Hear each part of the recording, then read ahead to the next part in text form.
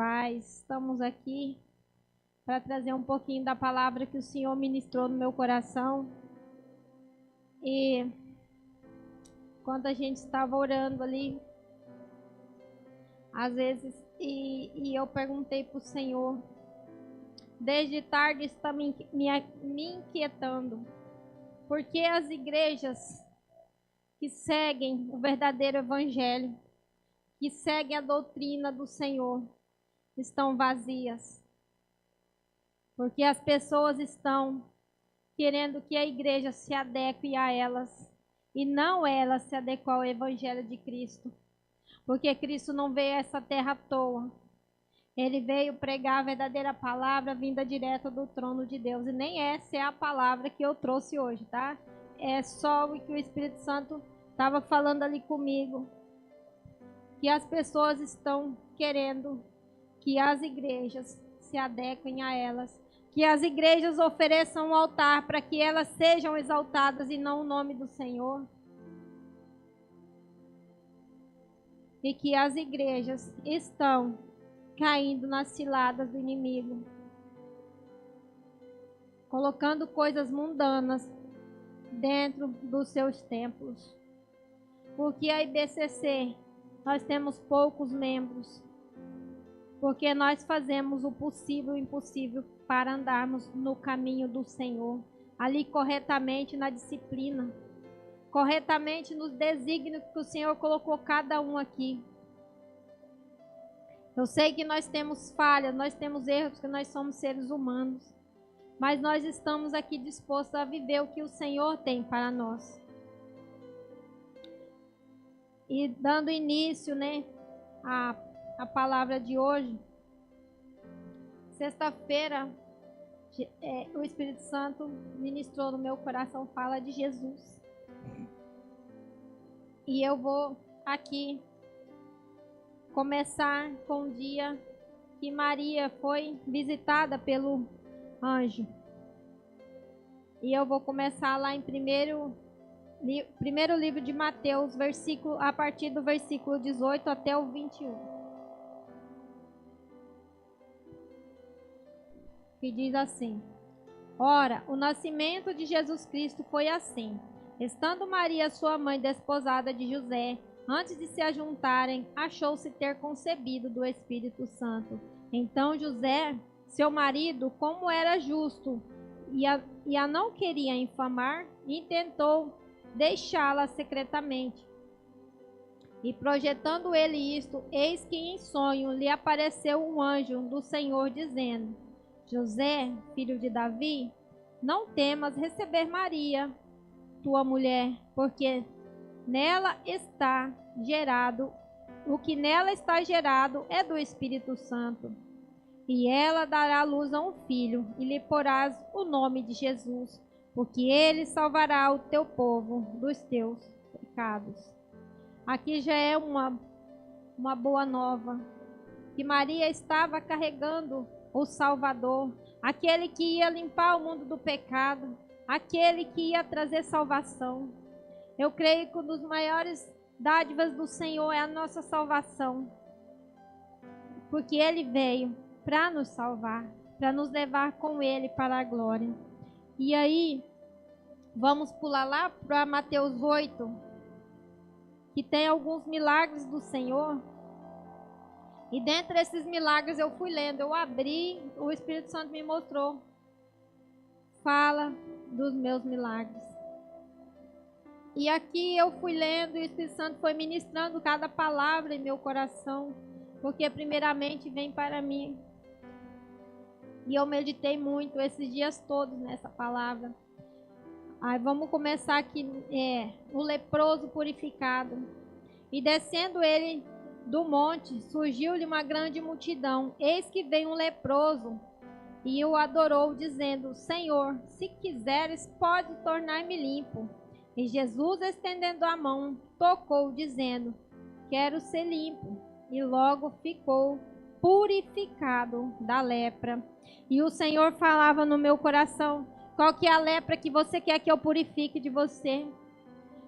O que está preso a você? qual a purificação que você quer, qual a cura que você quer. E muitas vezes nós vamos deixando algumas coisas, algumas feridas dentro de nós, e elas não saram, e nós buscamos explicações de coisas que não é do Senhor, muitas vezes em YouTube, em médicos e nada. A lepra está no nosso coração ali alastrada, e às vezes nós não conseguimos nos limpar, e é só através de Jesus. E é através de Jesus que nós vamos ser limpos dessa lepra. Não tem outro caminho.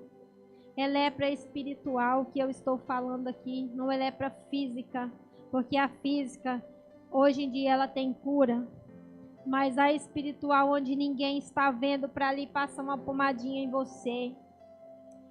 E a lepra espiritual, onde ninguém está vendo, onde você pode ir em qualquer médico, ele não está vendo, para passar uma pomadinha em você, para te dar um remedinho. É a lepra espiritual, onde você tem que se posicionar. Você tem que chegar no Senhor e falar: Senhor, eu quero ser limpo de tudo que está me sujando, Senhor.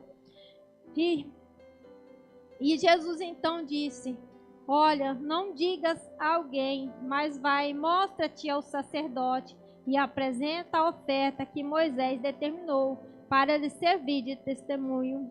Jesus aqui ainda não tinha se entregado à cruz. E ele pediu para que ele fosse, fizesse a oferta que Moisés determinou, que ela está lá em Levítico 13. Levítico 13 fala o tanto de coisas que tinham que fazer para aquele leproso ser limpo. E eram muitas coisas, e Jesus vem e sara aquele leproso. E indo aqui para o versículo 5, diz assim: e entrando Jesus em Cafarnaum, chegou junto a ele um centurião rogando-lhe e dizendo: Senhor, meu criado jaz em casa paralítico e violentamente atormentado. E Jesus disse: eu irei e lhe darei saúde. Jesus ia até esse servo do centurião. Aí o centurião, como tinha a fé, ele disse: o centurião, respondendo, disse: Senhor, não sou digno que entres debaixo do meu telhado, mas dize somente uma palavra e meu criado sarará. Aí nós vamos lá para o 10. Disse Jesus: e maravilhou-se Jesus ouvindo isso, e disse aos que seguiam: em verdade vos digo que nem mesmo em Israel encontrei tanta fé. Será que nós estamos tendo essa fé que esse centurião teve? De só pedir para Jesus: vai lá, cura meu filho. Senhor, vai lá, cura o meu pai. Eu não sei. Senhor, me cura. Muitas vezes a cura é para nós. E a nossa fé, onde que está? O tamanho da nossa fé de suplicar ao Senhor. Então disse Jesus ao centurião: vai, e como creste, te seja feito.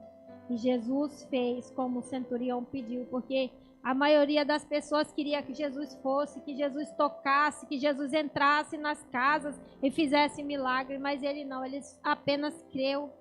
Ele creu que Jesus ia curá-lo. Não precisava da presença dele física, precisava só que os sinais acompanhassem. E os sinais de Jesus foi até a casa daquele homem e curou o seu servo. E agora nós vamos lá também aqui no versículo 23.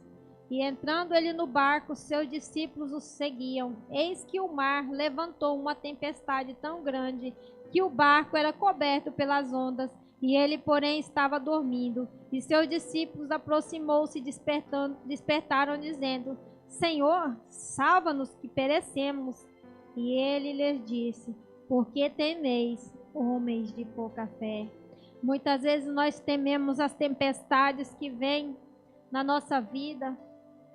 Nós tememos porque a nossa fé está tão pequena, porque nós tememos que o nosso barco vai virar. Nós tememos que nós não vamos dar conta de segurar o leme, mas o Senhor que comanda o barco, é o Senhor que acalma essa tempestade que muitas vezes nós estamos passando. Essa tempestade, às vezes que nós olhamos para o horizonte, vem vento, vem trovões, vem... Eu não sei, mas é o Senhor que nos trará a grande bonança. Depois da tempestade vem a bonança. E que nós possamos falar para Ele: Senhor, eu estou aqui, eu não estou conseguindo remar o meu barco sozinho. Me ajuda, acalma essa tempestade. Acalma, porque eu preciso do Senhor, eu preciso da sua ajuda. Mas que nós tenhamos a fé de crer nesse Senhor. E agora nós vamos lá para o 9. Que fala do paralítico de Cafarnaum. E entrando no barco, passou para outra margem, e chegou à sua cidade, e eis que lhe trouxe um paralítico deitado numa cama. E Jesus, vendo a fé deles, disse ao paralítico: Filho, tem bom ânimo, perdoado te são os teus pecados. E eu me peguei nesse versículo 2 aqui, na parte que fala: Filho, tem bom ânimo, perdoado te são os teus pecados. Por que perdoados estão os seus pecados? Porque muitas vezes nós estamos paralisados por pecados que nós não abrimos mão, que nós não confessamos ao Senhor esses pecados. São pecados que às vezes nos deixam paralisados para fazer as coisas do Senhor. Às vezes são pecados que nos atormenta tanto que nós não achamos que não somos dignos de estar na presença do Senhor. Mas Ele, como diz lá no capítulo 1 de Mateus, Ele veio ao mundo para nos salvar dos pecados. E porque nós não entregamos, nós não pedimos perdão, fala: Senhor, muitas vezes é um pecado que a gente persiste nele, e não temos força de sair. Muitas vezes é um pecado de estimação. Eu falo pecado de estimação porque ele vai e volta, e nunca sai. Peça ao Senhor força, peça ao Senhor libertação. Ele é capaz de nos libertar desse pecado. Muitas vezes nós temos preguiça de vir para a casa do Senhor. Muitas vezes nós ficamos arrumando desculpa, né? Hoje eu não vou porque eu tô com dor de cabeça, hoje eu não vou porque eu tô cansado, hoje eu não vou. Mas quem que vai te curar? É Ele. Você pode até tomar um remedinho para dor. Você pode até ir no melhor médico, mas quem vai te curar é Ele, porque se Ele não ministrar na vida daquele médico para te passar um remédio bom, porque Deus também não proíbe a gente de procurar um médico, mas se Deus não estiver no negócio, pode ter certeza que você vai sair de lá mais frustrado do que você foi. Porque é Ele que coloca as coisas no lugar. É Ele que coloca o melhor médico para você. Quando você vai sair de casa: Senhor, eu preciso do melhor médico, eu preciso do melhor atendimento. E assim o Senhor faz, que muitas vezes que eu saio para ir num médico ou levar alguém, eu falo: Senhor, vai na frente, vai preparando tudo, porque é o Senhor que vai fazer, não sou eu, e não é quem está lá, mas é o Senhor. E se acaso passar algum remédio que não é para tomar, que o Senhor não deixe fazer mal também, porque muitas vezes acontece. Aí continuando: e eis que alguns escribas diziam entre si: ele blasfema. Mas Jesus, conhecendo seus pensamentos, disse: por que pensais mal em vossos corações? Porque é mais fácil dizer ao paralítico: perdoado-te são os seus pecados, ou levanta-te e anda. O Senhor está dizendo nessa noite: levanta-te e anda. Porque estás paralisado? Porque estás aí se lamentando de coisas que Ele já te livrou? Porque está buscando coisas que Ele já tirou da sua vida de volta? Levanta, toma uma atitude. Aqui Ele está falando: toma uma atitude. Levanta, toma a tua cama e anda. Por quê? Porque às vezes nós temos medo de tomar atitude, de magoar. Não, irmãos, nem tudo a gente tem que dizer sim. Se o Senhor tirou, não pega de volta. Se o Senhor tirou, por que você está indo lá? Muitas vezes o Senhor tira lixo da nossa vida, tira pecado, tira tudo. A gente vai lá e resgata. Resgata porque não consegue viver sem. Por quê? Porque a verdadeira presença do Senhor não entrou inteiramente na sua vida. Não entrou. Entrega seu coração a Ele e fala: Senhor, entra. Entra, mas faça uma limpeza geral e tudo aquilo que o Senhor tirou, eu não quero de volta. Se for para vir na minha lembrança, Senhor, que o Senhor venha apagar. Porque às vezes vem coisa lá do passado na nossa mente. Porque o inimigo, ele tenta o tempo inteiro, ele fica jogando setinha na sua mente. Ah, mas coitadinho. Ah, mas não sei o que, é só um pecadinho à toa. Não é um pecadinho à toa, não. Se está incomodando o seu coração, não é um pecadinho à toa, não. Se está incomodando, se está atrapalhando a sua vida, não é uma coisa à toa. E essa paralisia, ela não é física. Ela é espiritual. Às vezes nós nos encontramos tão paralisados para as coisas do Senhor, que às vezes nós não temos nem ânimo de levantar de uma cama. E essa paralisia, e se nós não cortarmos ela logo, ela vai se alastrando.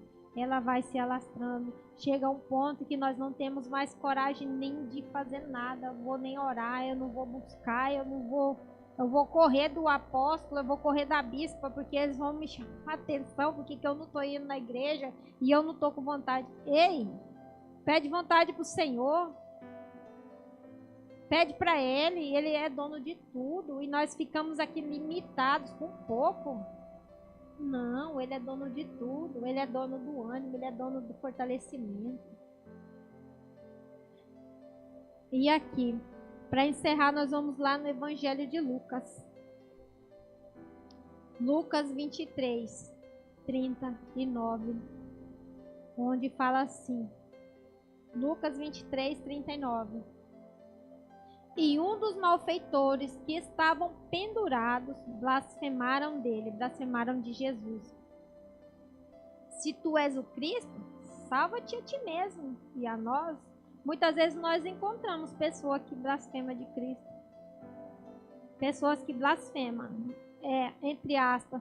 Ué, mas você não é crente? Por que que Jesus ainda não salvou seu filho, seu marido, sua casa? Por que às vezes a gente passa aí, tá vendo seu filho gritar com você, o seu marido saindo sem dar explicação? Ei, você está blasfemando contra Cristo, porque Ele vai fazer no tempo certo, não é no tempo que o vizinho quer, que o amigo quer, que os que ficam lendo a nossa vida quer. O importante é que nós sejamos posicionados. O importante é que nós sejamos firmes. Porque Ele vai fazer, eu creio. Respondendo, porém, o outro, o repreendiam, dizendo: tu nem ainda temes a Deus, estando na mesma condenação. Ele não temia a Deus, mas o outro também era um pecador, era um ladrão. Ele temia o Senhor. Ele temia porque ele sabia. Dentro dele ele sabia que aquele que estava sendo crucificado com ele era inocente e era o Filho de Deus. Ele sabia que ali carregava o dom de Deus. Porque eu creio que ele tinha um coração aberto, mas o inimigo trouxe ele para esse lado. E continua assim: e nós, na verdade, com justiça, porque recebemos o que nossos feitos mereciam, mas este nenhum mal fez, porque Jesus foi crucificado injustamente para que se cumprisse as promessas. E disse a Jesus: Senhor, lembra-te de mim quando entrares no teu reino. E disse-lhe Jesus: em verdade te digo que hoje estarás comigo no paraíso. Aqui ele fala da verdadeira salvação. Aqui ele fala de um homem que se arrependeu. De um homem que buscou a face de Cristo mesmo estando à beira da morte. E que nós não venhamos esperar estar na beira da morte, estar ali sendo crucificado ali, cheio de pecado, para clamar ao Senhor que nos livre, que nos salve, que nós possamos encontrar essa verdadeira salvação vinda de Cristo, porque é só Ele que tem essa salvação, é só dele, porque Ele não veio a este mundo a passeio, Ele veio nos deixar um legado, Ele veio nos deixar um legado, e que nessa noite nós possamos refletir na nossa fé, refletir no que está nos paralisando, refletir o que nós estamos fazendo da nossa vida. Se nós estamos servindo com excelência, se nós estamos servindo pela metade. Nós temos que servir com excelência ao Senhor. Porque é dele que vem todas as coisas. E eu tenho assim, às vezes, que quando o Senhor me puxa a orelha, eu choro. Falo, Senhor, não tira de mim a tua presença, porque eu só tenho o Senhor. Tudo que eu tenho não é meu. Meus filhos não são meus. Eu falei para o meu filho, filho, você não é meu. Ele olhou para mim e falei, você é de Cristo. A minha casa não é minha, porque se eu estou lá foi porque o Senhor providenciou tudo. Tudo que eu tenho hoje foi o Senhor, porque só quem teve uma infância difícil e que hoje pode, graças a Deus, ter o que pensa assim, eu penso em alguma coisa, logo o Senhor, Ele entra com providência. Às vezes eu nem abro a minha boca para pedir nada. Aquilo chega até a minha mão e eu agradeço, Senhor, foi o Senhor que mandou, porque eu não falei nada.